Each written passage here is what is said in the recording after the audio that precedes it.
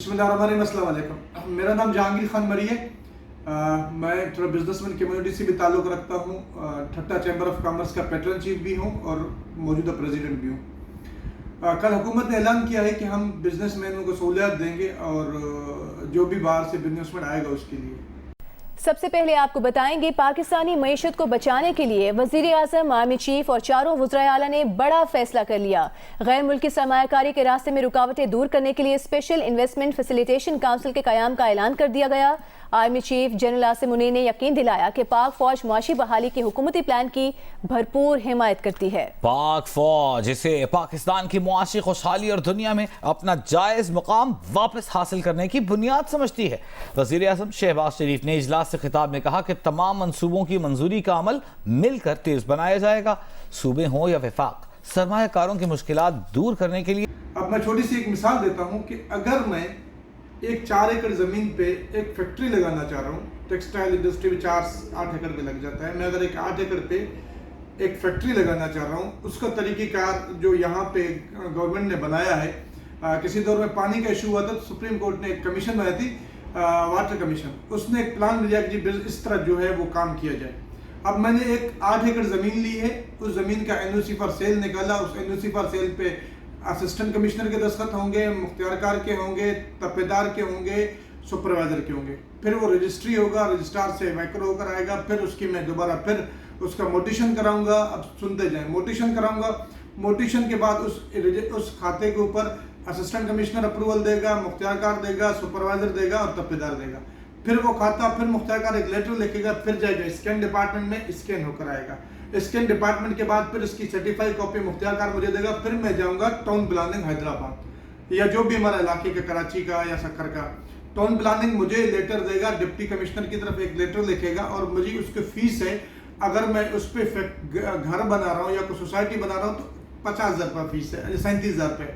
अगर मैं फैक्ट्री लगा रहा हूँ तो मुझे उसका 10 लाख रुपया पर एकड़ फीस देना है, 10 लाख रुपया। अगर 8 एकड़ 80 लाख रुपया ऑफिशियल फीस देना है, अनऑफिशियल इससे डबल है। फिर उसके बाद डिप्टी कमिश्नर को लेटर लिखेगा, deputy commissioner additional deputy commissioner 1 को ऑर्डर करेगा, एडिशनल डिप्टी कमिश्नर 1 लिखेगा असिस्टेंट कमिश्नर को, असिस्टेंट कमिश्नर लिखेगा मुतल्लिका मुख्तियारकार को, मुख्तियारकार लिखेगा मुतल्लिका सुपरवाइजर को, मुतल्लिका सुपरवाइजर लिखेगा तपेदार को, तपेदार साइट विजिट करेगा और फिर वो रिपोर्ट बनाएगा, देगा असिस्टेंट सुपरवाइजर को, सुपरवाइजर अपना रिपोर्ट बना के देगा मुख्तियारकार को, मुख्तियारकार रिपोर्ट बना के देगा असिस्टेंट कमिश्नर को। अभी लेटर गिनती करते जाए, असिस्टेंट कमिश्नर लेटर बना के देगा एडिशनल डिप्टी कमिश्नर 1 को, वो अप्रूवल देगा डिप्टी कमिश्नर को, फिर डिप्टी कमिश्नर अप्रूवल देगा assistant commissioner additional deputy commissioner 1 को। फिर वो लेटर लिखेगा टाउन प्लानिंग को, फिर टाउन प्लानिंग लेटर लिखेगा वापडा वालों को, फिर वापडा वाले आके विजिट करके एक NOC वापडा दे देगा आपको। फिर टाउन प्लानिंग एक लेटर लिखेगा गैस वालों को, भले गैस हो ना हो, ये सुप्रीम कोर्ट का और गवर्नमेंट का ये कानून है हमारा। फिर गैस वाले आकर आपको NOC दे देंगे, भले गैस का नाम निशान ना हो वहाँ पे। फिर लिखेंगे सेवरेज वालों को, वो सेवरेज वाले आपके आके विजिट करके जाएंगे, भले सेवरेज का सिस्टम ना भी हो, पर आपको NOC लेना है। फिर आपको लिखेंगे पानी वालों को, पानी का आपका इस्तेमाल कुछ भी है, फिर एक वाटर वो पानी वाले आपको NOC देंगे। उसके बाद फिर आपको एक लेटर दे देगा, वो जो आप नक्शा दे देंगे वो बना के दे देगा डिप्टी कमिश्नर के नाम पे। फिर डिप्टी कमिश्नर लिखेगा असिस्टेंट कमिश्नर को, असिस्टेंट कमिश्नर मुख्तियारकार को, मुख्तियारकार सुपरवाइजर को। फिर एक लेटर बनेगा, इसमें सुपरवाइजर, मुख्तियारकार, असिस्टेंट कमिश्नर, तपेदार साइन करेंगे, 4 बंदे मिलकर। फिर इसके ऊपर उसको फार्म 2 में कन्वर्ट किया जाए, एग्रीकल्चर से नॉन एग्रीकल्चर। अब आप सुनते जाओ, हर एक लेटर अलग बंदे से, और गवर्नमेंट के ऑफिसों में एक लेटर को निकालने के लिए आपको कम से कम मेरे ख्याल से इतनी उम्र चाहिए कि आपके जो है वो 100 साल उम्र होने चाहिए। कभी ये अफसर नहीं है, कभी वो नहीं है, कभी वो सुप्रीम कोर्ट में गया हुआ है, कभी उधर गया हुआ है। ये 27 लेटर निकलते हैं, 27 लेटर। उसके बाद आपको फार्म 2 हो जाएगा। फार्म 2 के बाद फिर वो फार्म 2 जाएगा स्कैन होने के लिए, स्कैन वाले फिर लेटर लिखेंगे, मुख्तियारकार टेस्ट करेगा, फिर आपका स्कैन होकर आएगा। अब यहाँ तक आपकी जमीन एग्रीकल्चर से निकलकर नॉन एग्रीकल्चर में आ गई।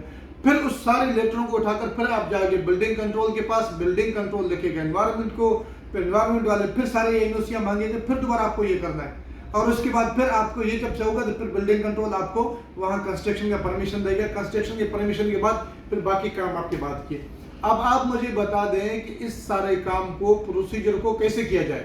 आज तक यहाँ जितने भी लोग इंडस्ट्री लेने के लिए आते हैं वो 2 दिन के बाद ये सारा काम छोड़कर कहते हैं कि हमने फैक्ट्री नहीं लगाना है। इतने सारे NOC, एक NOC नहीं करो, बिल्डोजर लेकर आ जाते हैं, आपका पूरा फैक्ट्री तोड़ के चले जाते हैं। तो इस मुल्क पे मैं चीफ ऑफ आर्मी स्टाफ से रिक्वेस्ट है, सारे कामों के लिए मैं सब, मेरे पास सब सबूत है, मैं सब, ये मेरा चीफ ऑफ आर्मी स्टाफ, वज़ीर आज़म पाकिस्तान, चारों वज़रा आला ने बैठकर कल जो फैसला किया था, मैं उनके लिए मीटिंग करने के लिए तैयार हूँ। सर, सबसे पहले तो जो इंडस्ट्री ज़मीन को आप नॉन एग्रीकल्चर से इंडस्ट्री में लेके जा रहे हैं, अगर फॉर एग्जाम्पल मेरे ठट्टा जिला में एक टेक्सटाइल मिल आज लगा दें, अब मैं आपको बता दूं एक चाइनीज कंपनी के साथ 3 जमीनों पर जो फराड किया गया है यहाँ पे, उसके सारे डॉक्यूमेंट मेरे पास आज भी पड़े हुए हैं। उसको पहले एक जमीन दिया गया, फिर दूसरा दिया गया, फिर वो दोनों जमीनों के कागज गलत किए गए, फिर तीसरा दिया गया, वो एक असिस्टेंट कमिश्नर ने और बाकी स्टाफ ने उसके डॉक्यूमेंट ओके करके दिए, वो स्टाफ चला गया, दूसरा एमएलए ने फौरन उसकी जमीन कैंसिल कर दिया, फिर वो अपील पे गया, उसने काम ही रोक दिया कि स्टील मिल लगा रहा था। इस तरह के फिर एक कोयले की फैक्ट्री लगा रहा था कि यहाँ से कोयला थर से लाकर वो एक्सपोर्ट करेंगे, उसकी पूरी जमीन कैंसिल की। इस तरह के यहाँ 50 स्टोरियाँ हुई, मेरे पास सबके रिकॉर्ड मौजूद है। तो मेरा कहने का मकसद है कि गवर्नमेंट अगर वाकई कुछ करना चाह रहा है, सर हम टेक्निकल लोग हैं, हम जानते हैं कि किस तरह काम किया जाए, उसका वन विंडो किया जाए, एक इदारा है उसको लेटर दो, वो 15 दिन में कहीं से भी करके आपको अप्रूवल दे देगा, बस ये होनी चाहिए था। अब 28 अफराद सरकारी 28 इदारों से हम कितने एनओसी लेकर फैक्ट्री लगाएंगे? आप इस मुल्क को चलाने के बजाय मुल्क को डुबाने के पीछे जा रहे हैं। अगर इंडस्ट्री नहीं लगेगा, लोगों को रोजगार नहीं होगा, इकोनॉमी ग्रोथ कैसे करेगा? गवर्नमेंट क्या एक्सपोर्ट करता है? गवर्नमेंट तो कुछ एक्सपोर्ट नहीं करता, एक्सपोर्ट तो बिजनेसमैन करता है। अब बिजनेसमैन को एक्सपोर्ट करने के लिए फैक्ट्रियों की, नई फैक्ट्रियों की जरूरत है। कराची में अगर एक फैक्ट्री आज रेंट पे ले लेते हैं, वहाँ बिजली का, अब एक यहाँ पे एक फैक्ट्री लग रहा है जिसको मेरे ख्याल से कोई 35-40 मेगावाट का बिजली जरूरत है, उसको 1 अरब रुपए का तो चालान देते हैं बिजली का आप लोग के। यहाँ पे आप 50-60 मेगावाट की आपको बिजली की जरूरत है, 1 अरब रुपए का आप ऑफिशियल चालान पे कर दो। बाकी मामला आप खुद समझदार है, मैं इदारों पे इल्जाम नहीं लगा रहा हूँ, आप खुद समझदार है कि आप एक मीटर लगाने के लिए कितना पैसा खर्च करना पड़ता है। तो गैस तो दूर की बात है, एलएनजी के एनओसी दूर की बात है, छोटी छोटी चीजों के लिए इतना तंग किया जाता है। मेरा गवर्नमेंट ऑफ पाकिस्तान से रिक्वेस्ट है कि इस चीज के लिए हमसे बैठ के बात करें। हम एक चीज बता रहे हैं, एक फैक्ट्री लगाने के लिए 22 एनओसी की क्या जरूरत है? मुझे फैक्ट्री लगाना है, मुझे वो एनओसी, वो रिकॉर्ड में स्टेटस ऑफ लैंड चेंज कर देना है, वो रिकॉर्ड में मुझे गैस की जरूरत नहीं है, मुझे उस गैस का जो है वो एनओसी भी लेना है, उसकी मैंने 50 लाख रुपये भी देना है। मेरे सेवरेज का सिस्टम ही नहीं है, सेवरेज मेरे जहाँ डंप हो रहा है जो भी है उसके मुझे 5 लाख रुपये देना है। पानी का मेरे फैक्ट्री में पानी का इस्तेमाल ही नहीं है, अगर 1 इंची की पानी का इस्तेमाल है, 2 इंची, तो मैं 2 इंची वाटर बोर्ड से या मैं से लोकल एग्रीकल्चर से ले रहा हूँ, तो मैं वहां से मुझे वहाँ पूरे दायरे से एनओसी लेने की जरूरत है। वापडा की अलहदा एनओसी दे रहे, केएससी की अलहदा एनओसी की जरूरत है।